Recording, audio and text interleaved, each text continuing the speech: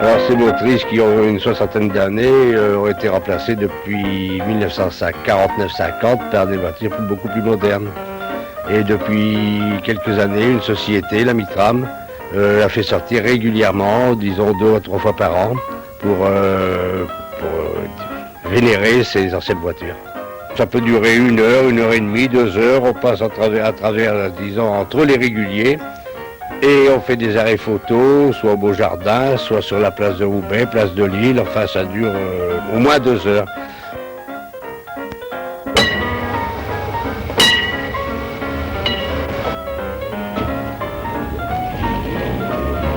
Sur le plan de départ de voiture, les départs sont beaucoup plus rapides maintenant, tandis qu'avant il fallait bien passer ses crans,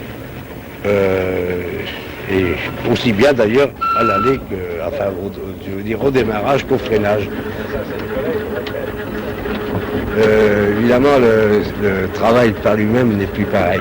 Lorsque on travaillait avec les voitures 400, c'était après la guerre et il n'y avait pas de circulation, les voitures étaient toujours pleines de voyageurs. On peut dire qu'on travaillait dans des conditions même des fois exécrables. J'ai vu aller prendre mon service sur les pare-chocs, s'accrocher sur les marchepieds, ou alors les gens qui se trouvaient là-dedans étaient écrasés, mais ils étaient tous sympathiques.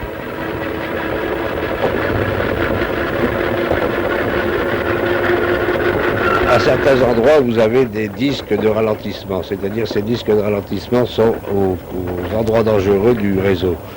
Alors ces disques de ralentissement peuvent vous faire rouler à 6 km/h, à 12 km/h ou à 20 km/h. Lorsqu'on a ralenti, à un certain endroit, il y a un disque de reprise, de façon à pouvoir repartir à une vitesse, disons, normale. Maintenant, je ne vous dirai pas la vitesse que nous allons, vu qu'il n'y a jamais eu de compteur sur les tramways. Avec la circulation actuelle, il y a une question de freinage qui n'est plus du tout à la hauteur. Enfin, avec les 400, actuellement, il ne serait plus possible de travailler comme on travaillait il y a une vingtaine d'années. Parce que les voitures, les 400, avaient juste un Westagous et un frein à main.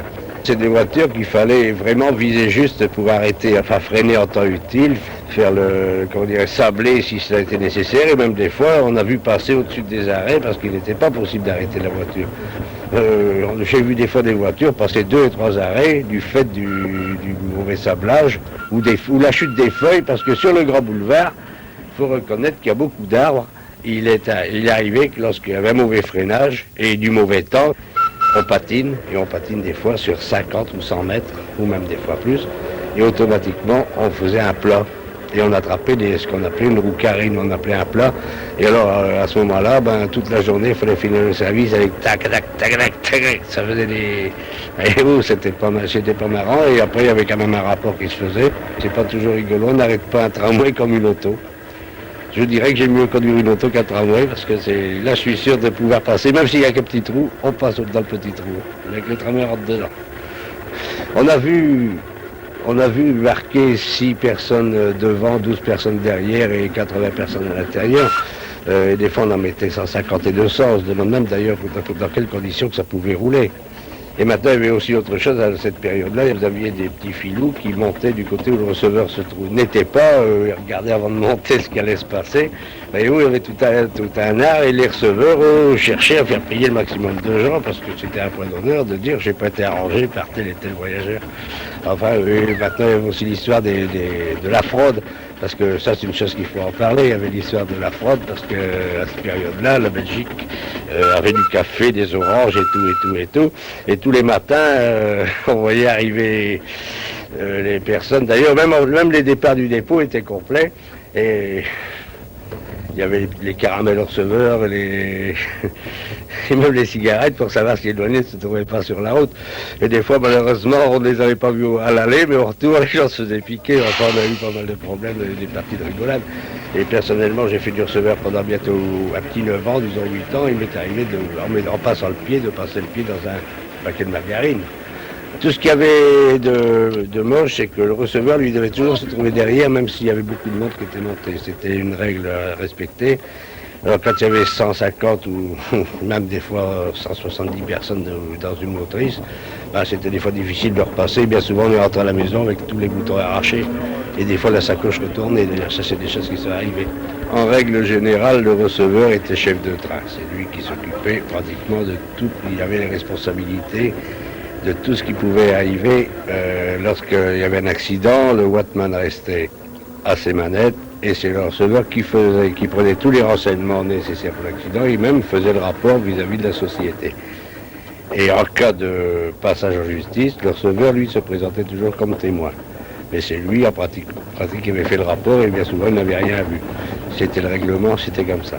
Alors bien souvent, le receveur, qui était chef de train, avait aussi refusé dans les voitures, mettons, un ivrogne ou des surcharges ou, disons, des matériaux qui n'étaient pas, c'était pas normal à transporter. Mais on a vu quand même sur des petites lignes telles que Marquette ou Chapelle-des-Locs, Mbifur, Mpampon, on a vu faire des mariages en tramway, bien, ou alors même des fois transporter des matériaux tels qu'admettons à Chapelle-des-Locs, on a vu des fois un maçon qui venait avec sa brouette. Et en cours de route, on prenait les gens un peu partout, à leur maison. Enfin, il n'y avait pratiquement pas d'arrêt sur ces petites lignes. Et on a même vu aussi avoir des verres de payer dans certains cafés par des voyageurs qu'on avait eu la mobilité d'attendre ou d'arrêter. Je pense même que j'aurais encore boire des verres dans certains cafés qui sont d'ailleurs supprimés maintenant, vu que l'autoroute passe à travers tout. Maintenant, c'est fini, tout ça, c'est supprimé. C'était la belle vie pour les employés de tramway. Sur les petites lignes. Mais sur le boulevard, c'était les seigneurs des boulevards. Alors là, dans les voitures 400, il n'y avait pas de problème. C'était même des gars avec des grands faux cols. Et il y avait une différence entre les seigneurs des boulevards et les conducteurs des petites lignes. Mais malheureusement, on a pris très peu de photos de tout ça. Hein. Ah, malheureusement. J'ai beaucoup de souvenirs, mais j'ai rien photographié. Les amis de tram sont bien souvent groupés et se réunissent régulièrement. D'aucuns font des maquettes, il y a même eu un livre de fait par M. Claude Gay, qui est le président d'Amitram, au fil des trams. Enfin, cette association est vraiment mordue des tramways et ses membres sont fort actifs. Je ne sais pas si vous avez connu dans mon bout ce boulevard avec justement un tramway en site propre. C'était tout à fait bien fait au point de vue urbanisme. On arrive à supprimer ça. Alors, il faut des lignes rapides avec des trams au moins tous les 3 minutes. Et à ce moment-là, les autobus peuvent faire des rôles de rabattage. 2-3 minutes, vous avez votre tramway qui, lui, roulant, peut rouler à 80, il n'y a pas d'histoire. Vous êtes assuré 5 à 10 minutes au plus loin d'être au moins à 6 ou 7 km du point de votre départ. Alors là, c'est valable. Moi, je vois très bien une chose comme l'île Roubaix-Tourcoing, cité hospitalière. C'est faisable, en site propre. Hein. On peut faire quelque chose de valable, une fréquence de 4 à 5 minutes. Et alors, même si on veut être vraiment très, très progressiste, alors faisons un genre de pré-métro comme à Tourcoing, mais avec 2-3 stations, pas plus. Ben, je pense que ça, on peut le faire tout de suite, voyez-vous, si on voulait. C'est bien. Ça coûterait pas assez cher. C'est ça, évidemment, parce que ça ne ferait peut-être pas 5 millions du... Ben, le métro, premièrement, ça va. Oui. Et puis de toute façon, ça c'est pas valable parce que la capacité des voitures n'est pas assez.